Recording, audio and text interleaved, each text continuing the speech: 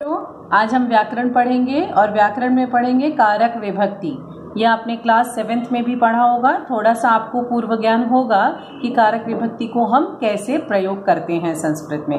तो आइए शुरू करते हैं अपनी क्लास में आज कारक विभक्ति को पढ़ना।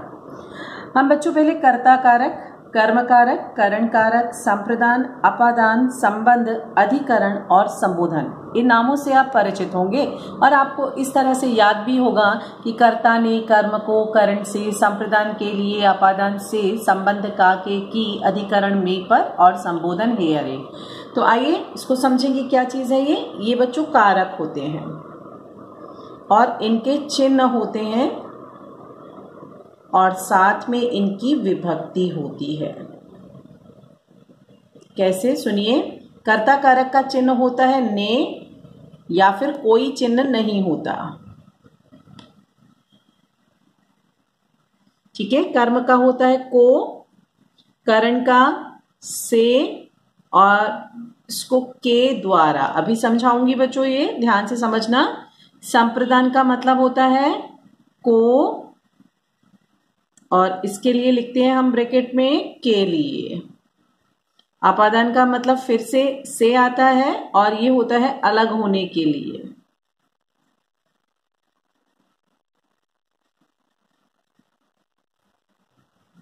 संबंध का, के और की और रा, रे, री, ये लगता है संज्ञा शब्दों के साथ में और ये लगता है सर्वनाम शब्दों के साथ में। जैसे राम की, राम का और राम के, और तुम्हारा, तुम्हारी और तुम्हारे। अधिकरण में और पर। संबोधन में हे और अरे और अवो भी लिख सकते हैं बच्चों। ठीक है। कर्ता ने कर्म को करण से, संप्रदान के लिए अपादान से, संबंध का के की, अधिकरण में पर, संबोधन हे अरे। ये आपने याद किया होगा बच्चों। एक छोटी सी बात जानिएगा कि जितने भी चिन्ह अभी हमने लिखे हैं यहाँ पर, पूरी की पूरी संस्कृत भाषा इन्हीं चिन्हों पर आधारित है। इनके अलावा कोई और चिन्ह कहीं से नहीं आता। अगर हम इस कारक को ध्यान से समझ लें तो संस्कृत भाषा में अनुवाद करना बहुत आसान हो जाता है। इसलिए इसको ध्यान से, ये आपको याद था इसलिए मैंने यहीं से शुरू किया। अब कर्ता प्रथमा विभक्ति, कर्म द्वितीया विभक्ति, करण तृतीया विभक्ति, संप्रदान चतुर्थी, अपादान पंचमी विभक्ति, संबंध षष्ठी, अधिकरण सप्तमी। और इसको अष्टमी विभक्ति नहीं कहते हैं, इसको संबोधन कारक ही कहते हैं। अब आइए इसको जानें कि इसका प्रयोग क्या होता है। कर्ता कारक का चिन्ह ने, कर्म का को और करण से, संप्रदान को, अपादान से, संबंध का के की और रा, रे, री और अधिकरण में पर और संबोधन में हे अरे और अहो। आओ बच्चों इसका प्रयोग सीखें। अब हम इसका प्रयोग कैसे करते हैं। जैसे पहला कारक लिखा हमने कर्ता कारक। कर्ता का मतलब यहां पर सब्जेक्ट, यानी जब भी हम कोई भी प्रथमा विभक्ति का रूप पढ़ें, जैसे हमने कहा रामः, रामौ या रामः, या स्त्रीलिंग में ले लीजिए लता, लते, लतः, या नापुंसक लिंग में ले लीजिए फलम, फले, फलानी, या सर्वनाम शब्द का ले लीजिए स, तऊ और ते। हमने 4 शब्दों की प्रथमा विभक्ति ली बच्चों। प्रथमा विभक्ति का कारक कौन सा था? कर्ता। इसमें या तो चिन्ह ने लगेगा या चिन्ह कोई भी नहीं लगेगा। यानी कि राम ने, 2 रामों ने, बहुत सारे रामों ने, लता ने, 2 लताओं ने, बहुत सारी लताओं ने, फल, 2 फलों ने, 2 फलों, बहुत सारे फलों ने, वह या उसने, उन दोनों ने या उन सब ने। बेटे ने चिन्ह का प्रयोग ज्यादातर भूतकाल के अंदर किया जाता है। मैं एक सेंटेंस लिख के दिखाती हूं आपको, जैसे राम खाना खाता है। अब यहां पर कर्ता कौन है? राम। देखिए हिंदी में भी इसमें आपने कोई चिन्ह नहीं लगाया, लेकिन इसी सेंटेंस को अगर हम भूतकाल में बदलें तो बनेगा राम ने खाना खाया। मेरे ख्याल बच्चों समझ में आ गया होगा कि जब भी हम सेंटेंस को भूतकाल में बदलेंगे तो राम ने बनेगा, बाकी दोनों काल के अंदर राम ही रहेगा, कोई जरूरत नहीं रहती उसमें चिन्ह को लगाने की। अब हमने क्या समझा, इसको समझिए कि जो भी प्रथमा विभक्ति के रूप होते हैं वो तीनों रूप कर्ता कारक होते हैं। अब इस तरह से अगर आपको समझ में आ गया हो बच्चों तो देखिए कर्म कारक यानी कि द्वितीय विभक्ति। कर्म का मतलब होता है ऑब्जेक्ट, काम को करना, किस काम को किया जा रहा है, तो उसमें द्वितीय विभक्ति हो गई। कर्म मतलब ऑब्जेक्ट, ये रहा आपका सब्जेक्ट और कर्म रहा आपका ऑब्जेक्ट, और द्वितीय विभक्ति यानी कि काम को करना। जैसे इस सेंटेंस में देख लीजिए राम खाना खाता है, तो क्या खाता है राम? खाना। तो इसमें आपको कौन सी विभक्ति लगानी पड़ेगी? द्वितीय। तो राम में लगाई आपने प्रथमा रामः और भोजनम, द्वितीय आ गई और खादती आ गया, सेंटेंस कन्वर्ट हो गया संस्कृत में। काम, कर्म में द्वितीय विभक्ति यानी कि जिस काम को किया जाए उसमें द्वितीय विभक्ति और चिन्ह होता है को। राम ने भोजन को खाता है, राम भोजन को खाता है। को हिंदी में बोलने में नहीं आता है लेकिन लगता जरूर है, कर्म जरूर है वो। इसके साथ में फिर तीसरा कारक होता है करण कारक। करण का मतलब होता है कि काम को हमने किस साधन से किया, क्या यूज किया उस काम को करने के लिए। जैसे राम ने हाथों से खाना खाया, राम ने चम्मच से खाना खाया। जब कोई ऑब्जेक्ट हमारे साथ जुड़ जाए, जब कोई चीज जुड़ जाए किसी काम को करने के लिए, जिस चीज की हमको जरूरत पड़े, जैसे लिखना है तो पेन से लिखा जाए, जुड़ जाए, वो टूटे नहीं। जैसे अध्यापिका चौक से लिखती है, ठीक है, जब जुड़ जाए तो तृतीय विभक्ति लगती है, यानी कि काम को करने का साधन।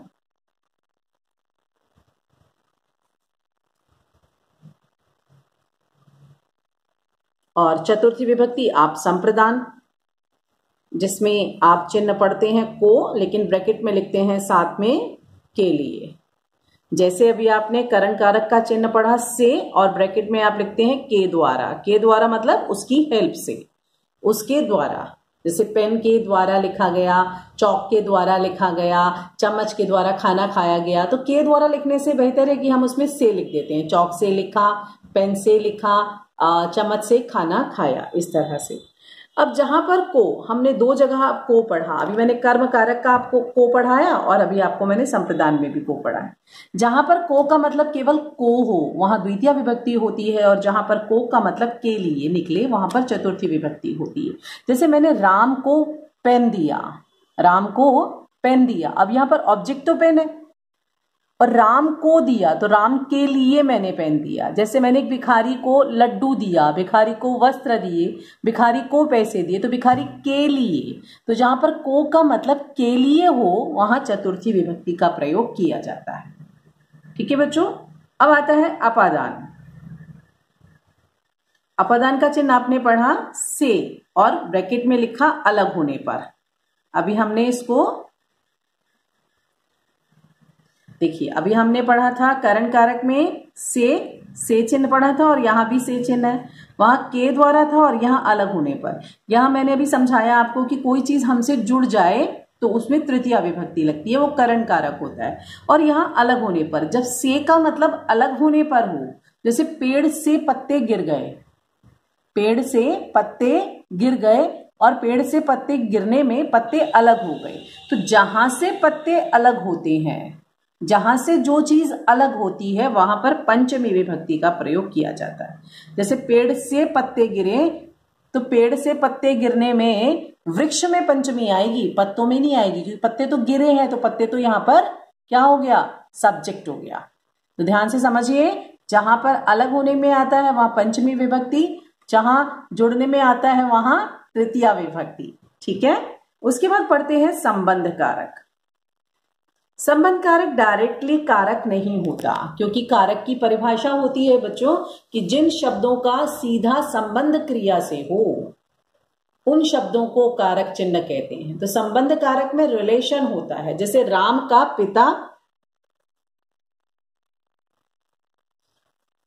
जाता है, अब यहां कौन जा रहा है? पिता जा रहा है, लेकिन संबंध कारक तो का में आ गया। हमने चिन्ह पढ़ा था इसका, का के की, तो सीधा संबंध राम का नहीं है, जाने से पिता का है। तो राम और पिता के बीच में संबंध बताने के लिए हमें संबंध कारक का प्रयोग करना पड़ता है। तो जिसके साथ भी चिन्ह होगा उसमें हम उसको प्रयोग करके उसकी विभक्ति बना देते हैं। जैसे राम का तो रामस्य, रामस्य जनकः गच्छति। समझ में आया? और अगला है अधिकरण कारक। अधिकरण स्थान को बताता है बच्चों। इसमें अगर आप देखें में और पर, कि कहां पर काम हो रहा है और किस में हो रहा है।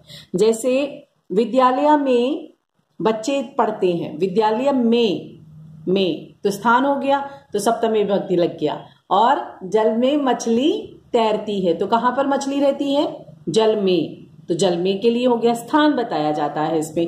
पेड़ पर पक्षी रहते हैं, पेड़ पर, तो इस तरह से हम विभक्तियों का प्रयोग करते हैं। और संबोधन, जैसे इंग्लिश में, हिंदी में संबोधन होता है किसी को एड्रेस करना,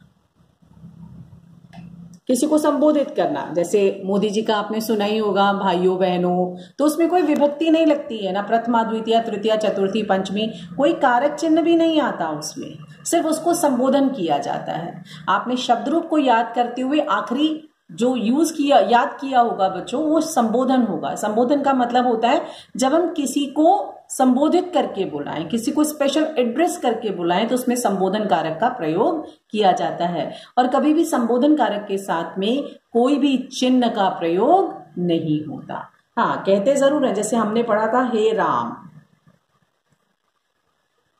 ठीक है बच्चों, तो इसको अच्छे से पढ़ेंगे आप लोग, समझेंगे इस पेज को, और इस पेज को अपनी कॉपी में नोट डाउन कर लेंगे। बस अभी इतना ही, इसको समझिए। इससे रिलेटेड सिर्फ 4 क्वेश्चंस दे रही हूं बच्चों मैं आपको। उन 4 क्वेश्चंस को करने की कोशिश कीजिए कि आपसे हो रहा है या नहीं हो रहा है। ठीक है, देखिए।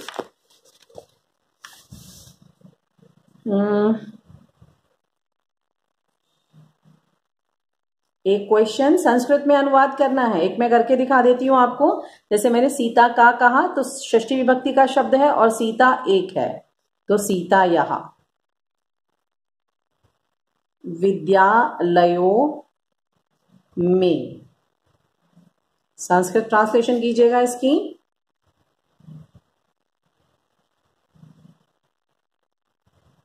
वृक्षों से पक्षी चले गए।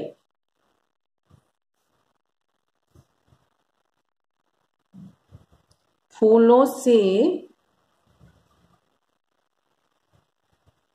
सुगंध आती है।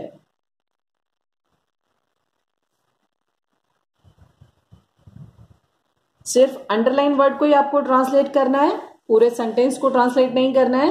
1 2 3 4 देती हूं। अध्यापक ने छात्रों को, 2 छात्रों को पुस्तक दी। बस ध्यान रखना, सिर्फ अंडरलाइन वर्ड्स को ही आपको ट्रांसलेशन करना है और किसी को ट्रांसलेशन नहीं करना है। Thank you.